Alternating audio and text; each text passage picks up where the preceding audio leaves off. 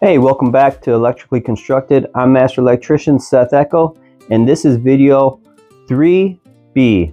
So this is going to be a continuation of video 3, Annex C.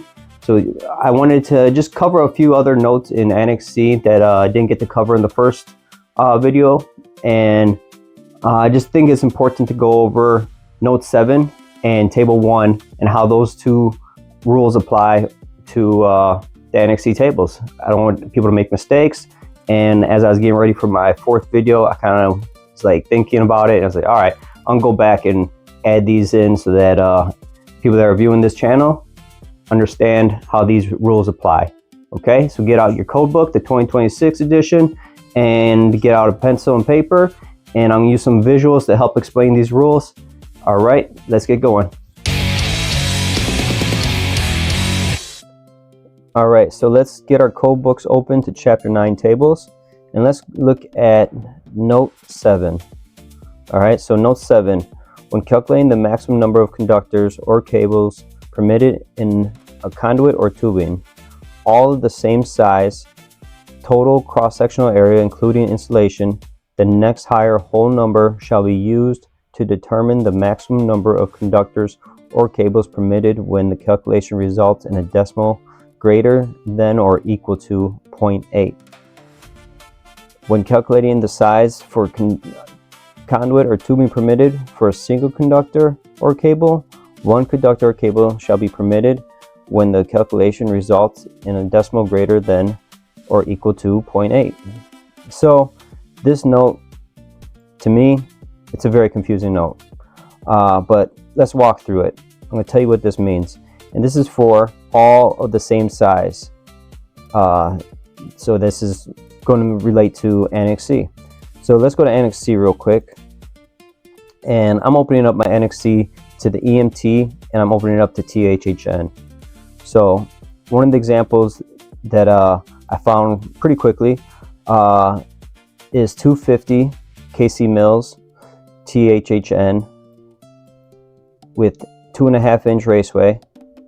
The table tells us six of those can fit inside of that raceway.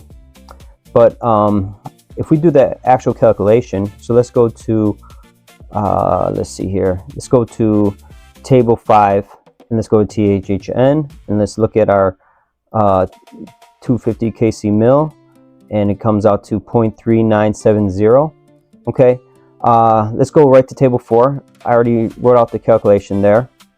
So in Table 4, we have 0.3970 times 6, and that equals 2.382. But if you look here, under over 2 wires, 40% fill, 2.5-inch EMT raceway, the max fill is 2.343, which is smaller than 2.382. So this is exactly what Note 7 is telling us, okay? I'm going to pull up a slide to try and explain this a little bit more. So what Note 7 is saying is if we were to take the calculation of 0.3970 and we divide it by the diameter, 40% fill diameter of a 2.5-inch raceway, we get 5.9.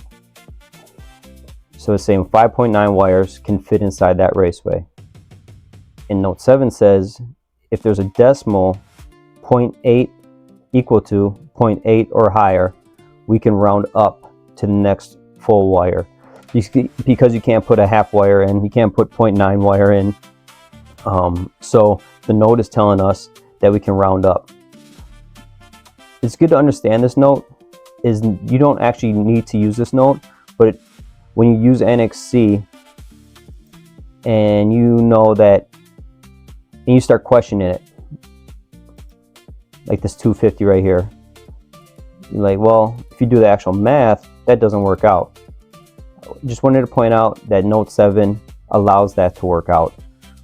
But if you just were to base it off of this table here, then you don't really have to do the calculation anyways, because that Note 7 says all the same size conductors inside the raceway. That's the only time that note works. So you're not going to use it for mixed conductor sizing. You're only using it for when you have all the same size wires. So the tables in Annex C have that rule applied to it already.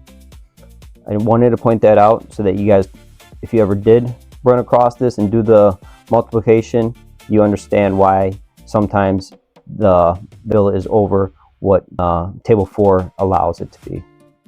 So let's just look at this one more time really slowly, make sure that you understand what I'm actually saying here. So tables Annex C is based on 40% fill in the conductor. So when you look at Annex C, when you see these conductors in these raceways, these isn't 100% fill. This isn't, go back to chapter 9, it's not 53% fill, it's not 31% fill, it's not 60% fill. It is based on the 40% fill. So when you're looking at these numbers here, 5 conductors in a 1/2 inch raceway, 10 conductors in a 3/4 inch raceway, 16 conductors in a 1 inch raceway, they are talking about 40% fill. All right. And then note 7 allows you to round up if it is equal to 0.8 or higher to the next whole number. That's why when you get something like 5.9 conductors in this raceway, we can round up to 6 whole conductors. If it's 5.79, well, you got to round down to 5 then. That rule only applies for 0.8 and higher. Another trap in Annex C that I want to point out here is when you see 2 conductors in a raceway. Well, like I said, this is a 40% rule or 40% fill table. So we have to go back and slow down and look at our tables, because when you see 2 wires in a raceway, it's not 40% fill that we can use anymore. We have to look at chapter 9, table 1, and the max fill for 2 wires is 31%. 31% is less than 40%. So we would not be able to use that rule. We would not be able to use Annex C if you see 2 wires in a raceway, because 2 wires at 40% is not going to fit with the rule that chapter 9 gives us. All right, so I just wanted to point out those 2 quick things right there. Here's a slide also, and I'm going to put these slides inside of my post on my page, so you can look at these. You can screenshot them, download them, but I've been doing that recently for most of my videos, adding the slides into the post. So feel free to go in there, take a look at them. And this is the slide I have for 2 conductor rule fill.